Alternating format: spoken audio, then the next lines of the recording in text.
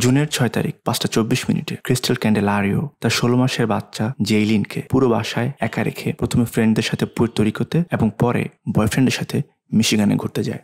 ১০ দিন পর ১৬ জুন সকাল ৭:৩৬ ক্রিস্টাল অবশেষে বাসা ব্যাক করে তার মেয়ের কাছে।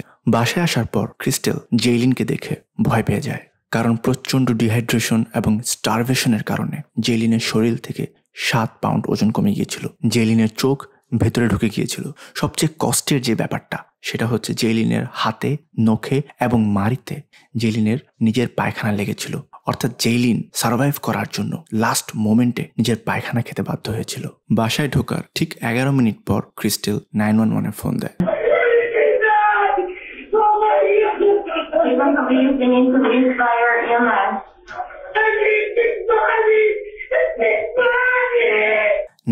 থেকে মেডিকেল টিম এসে ছোট্ট ফুটফুটে জেইলিনকে মৃত ঘোষণা করে।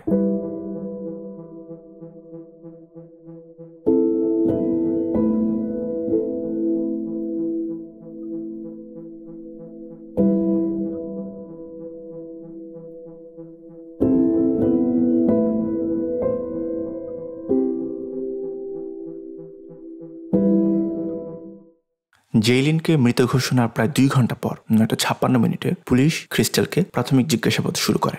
অবাক করা ব্যাপার হচ্ছে এই পুরো জিজ্ঞাসাবাদে ক্রিস্টাল ছিল অস্বাভাবিক রকম শান্ত। ক্রিস্টালকে দেখে কেউ বলতেই পারবে না যে মাত্র ২ ঘন্টা আগে তার বাচ্চা মারা গিয়েছে। এরপর ক্রিস্টাল ক্যান্ডেলারিও পুলিশকে শোনাতে থাকে অদ্ভুত এক গল্প। But in the last week, she get a vomiting too. She get a vomiting the last week, Monday and Tuesday, 2 times.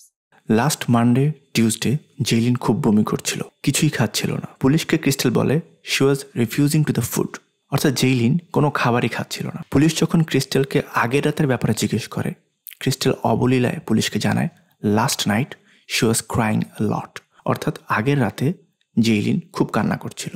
Last night she was crying a lot. Police কিন্তু জেইলিনের হিস্টরি কিছুই জানে না, কিন্তু তারপরও প্রাথমিক জিজ্ঞাসাবাদের পরে পুলিশের মনে ক্রিস্টালের ব্যাপারে ৩টি বিষয়ে খটকা লাগে। নাম্বার 1, ক্রিস্টাল এত নর্মাল বিহেভ করছে কিভাবে?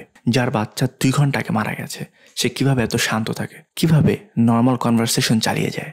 নম্বর 2, ক্রিস্টালের ভাষ্য মতে লাস্ট মানডে থেকে ফ্রাইডে মাঝের এই কটা দিন জেইলিন খুব বমি করছিল এবং কিছুই খাচ্ছিল না। এরপরও ক্রিস্টাল কেন জেইলিনকে হসপিটালে ভর্তি করলো না? অ্যান্ড লাস্ট ওয়ান, জেইলিনের প্লেপ্যানের বেডশিটে পায়খানা লেগেছিল, কিন্তু জেইলিনের কাপড় কিভাবে পরিষ্কার থাকে?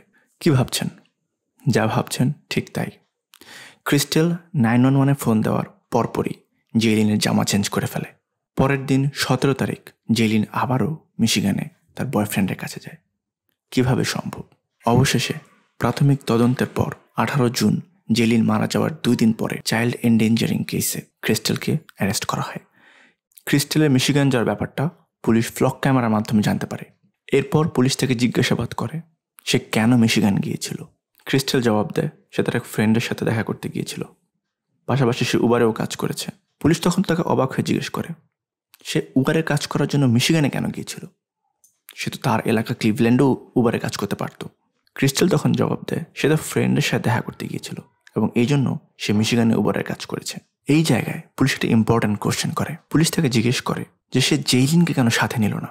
ক্রিস্টাল জবাব দেয় why not take with you if you already knew that she had a condition going on at the time?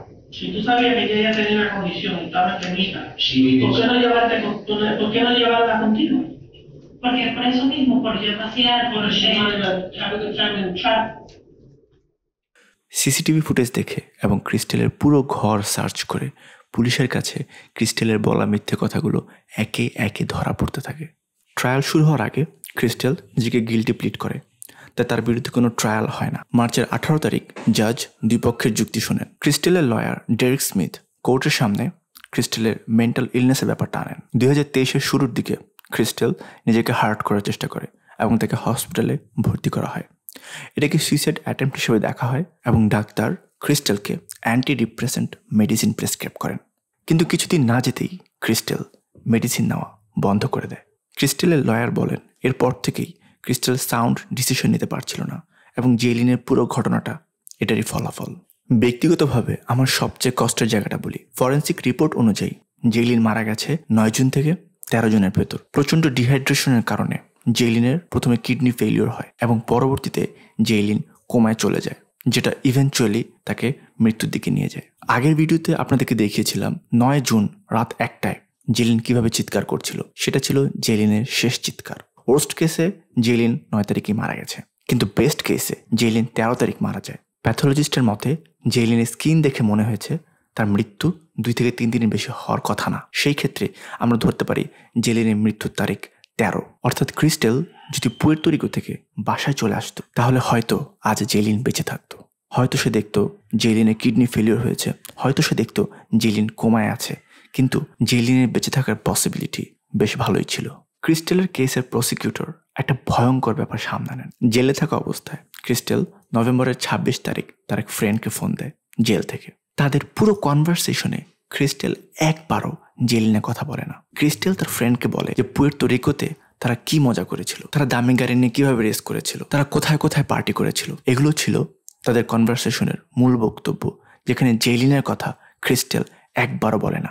এই ঘটনা বলে প্রসিকিউটর কোর্টকে বলেন যে অ্যানিমেল অর্থাৎ পশু নিজের বাচ্চা কাচ্চাকে এর চেয়ে ভালো টেক কেয়ার করে। ক্লিভল্যান্ড জাজ শিহান রায় ঘোষণার আগে এই পুরো ব্যাপারটার নাম দিয়েছেন দ্য আলটিমেট বিট্রেয়াল। দুই পক্ষের আর্গুমেন্ট শোনার পর জাজ ব্রেন্ডন শিহান ক্রিস্টেলকে যাবজ্জীবন কারাদণ্ড দেন without the possibility of parole. কোর্টের সামনে দাঁড়িয়ে ক্রিস্টেলের শেষ কথাটাই ছিল, God and my daughter have forgiven me. Dios y mi hija me han perdonado. God and my daughter have forgiven me. I'm not a judge, jury or executioner, কিন্তু নিজের point of view থেকে আমি এতটুকু বলতে চাই, ক্রিস্টেলের mental illness valid point. সে suicide করার চেষ্টা করেছিল, বুঝলাম। সিঙ্গেল মম হওয়াটা অনেক টাফ একটা ব্যাপার, কিন্তু কোনো পয়েন্ট দিয়েই ক্রিস্টেল যা করেছে সেটাকে জাস্টিফাই করা যায় না। ক্রিস্টেলের যাবজ্জীবন রায় নিয়ে পক্ষে বিপক্ষে অনেক মত তৈরি হয়েছে। আপনাদের কি মনে হয়, এই রায়টি কি জেইলিনের মৃত্যুকে জাস্টিস দেয়? কমেন্ট বক্সে জানাতে ভুলবেন না। ধন্যবাদ।